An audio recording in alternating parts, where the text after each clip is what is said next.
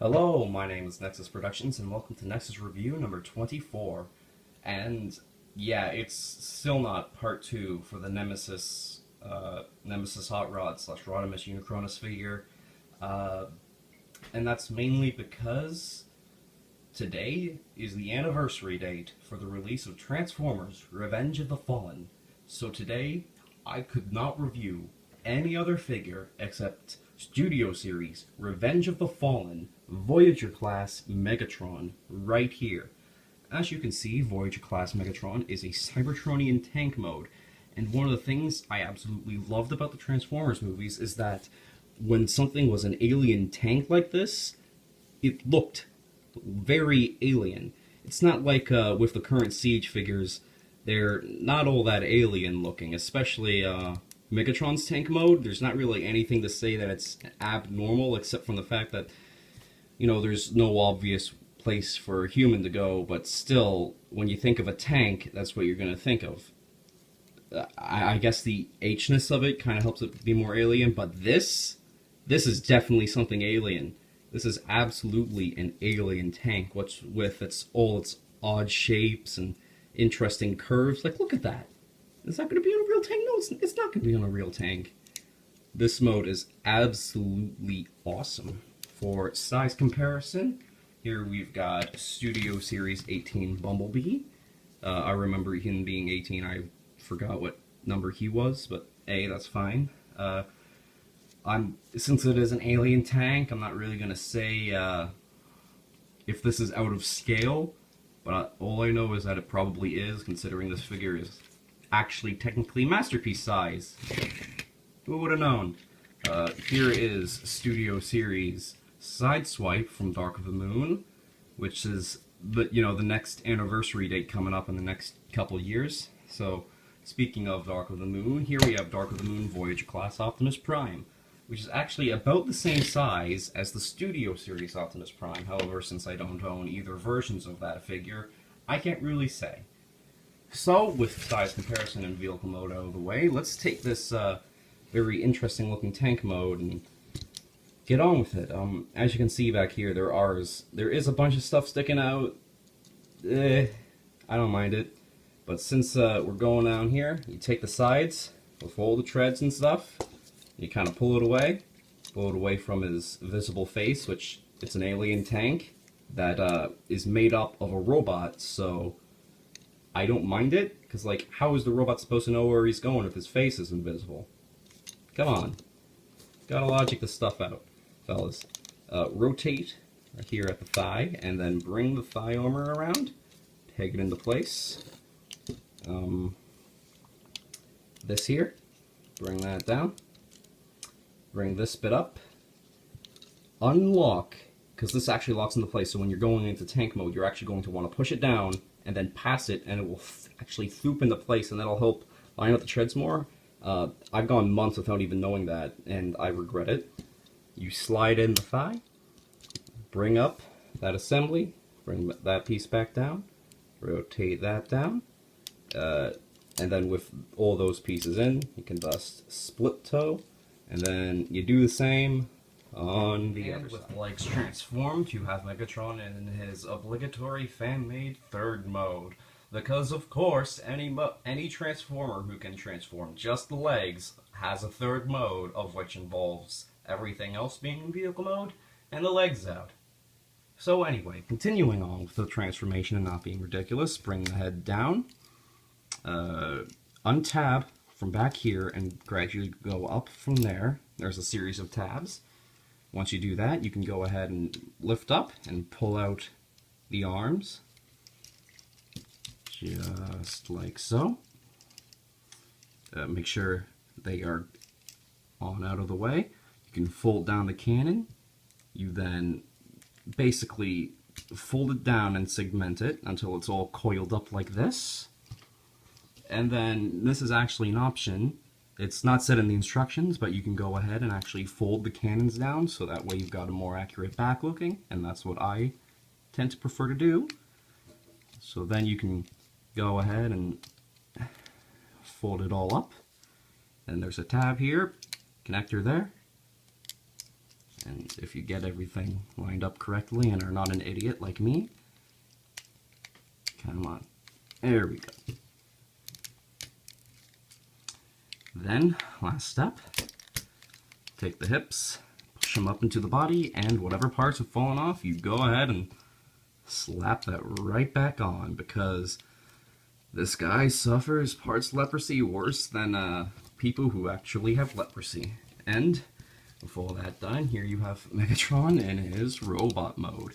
His honestly super sick looking robot mode. Say what you want about Transformers Revenge of the Fallen. It's a punching bag of a movie. People have taken out the wrath on it for 10 years now, but god damn, look at this robot design. You cannot deny that this is absolutely awesome. Taking a 360 look, his back is all neat and covered, and there is not a single piece of kibble on him, which helps because he has a Cybertronian mode, but it's a Cybertronian mode that didn't even have limbs sticking out of it, or any obvious limbs sticking out of it. He is indeed a complete Transformer, and frankly does better at turning into a Cybertronian form than most of the War for Cybertron Siege figures we've been getting recently. So, going into the looks and paint, his eyes are very, very nicely painted. There's just a speck of red in there. His teeth also have some copperish gold, and this copperish gold is spread out through the torso, and down here at these two groin pistons, and also along the sides of the legs, both the inside and outside of the thighs, and also on the feet, inside and outside again. However, this copper paint is lacking on the arms, which kind of does ruin the effect of the, the paint, and which otherwise had been helping unite all the just all of them, and also breaking up the monotone gray color. But hey, I can't really fault it too much for that, as this figure is actually pretty big. If we bring in Dark of the Moon Voyager Prime, you can see for a Voyager, he's pretty heckin' tall. As again, this is actually the average size for a Studio Series Voyager class figure. So this makes him about the size of a leader class, basically. A modern leader class sold as a Voyager. And what price do we have to pay for that? Some gappiness. Yeah, that's why I like to fold down the cannons here, because, ooh, you can see right through them. You can see right through them like Starscream. But now since we've got Prime Mode, here is Studio Series Dark of the Moon Sideswipe. And yeah, that looks about right. And Studio Series Bumblebee, it was supposed to be about 11 feet tall. Let's see here, 16 feet, 11 feet. No, that doesn't work. Might work in Masterpiece scale, who knows, but it does not work here. So, away with you. And away with all of you, because now we're going to get into articulation. Head here is on a ball joint, so it can rotate 360 degrees, but when you do turn his head to the side, it kind of has this tilt to it. You can negate this tilt by actually undoing the transformation joint, and then raising the neck up a little, and then you have the head going straight on, but then it is kind of awkward because now his chin is pretty far back, so maybe it's something you adjust while you pose. But yes, it is actually on a set of armatures too, so you can look up pretty far. Actually, thanks to transformation, and for the necessity, it also helps with, yeah, remember this shot? This was a pretty cool shot, I'll be honest, and even though it's in one of the dumbest scenes. And he can look down pretty far too, so we can go ahead and what she sees to anyone who you want. The arms here, both of them can rotate all the way around. Both move out, though here the joint is internalized, and here half of the shoulder kind of moves with it. I don't like that. No, that's ugly. Both of them have upper bicep swivels, Cannon arm bends well above 90 degrees, and hand arm does not. I mean, it's still above 90 degrees, and it's still good, but, you know, that's just how it is. Fingers on hand arm can twitch like this, kinda useless, but, I mean, what are you going to do with the fingers anyways? And over here, the thumb on the side of the cannon can actually wiggle, and then, zoom, the blade that murdered Optimus Prime. Heck yeah. That can go ahead and fold out. It's a pretty long blade too.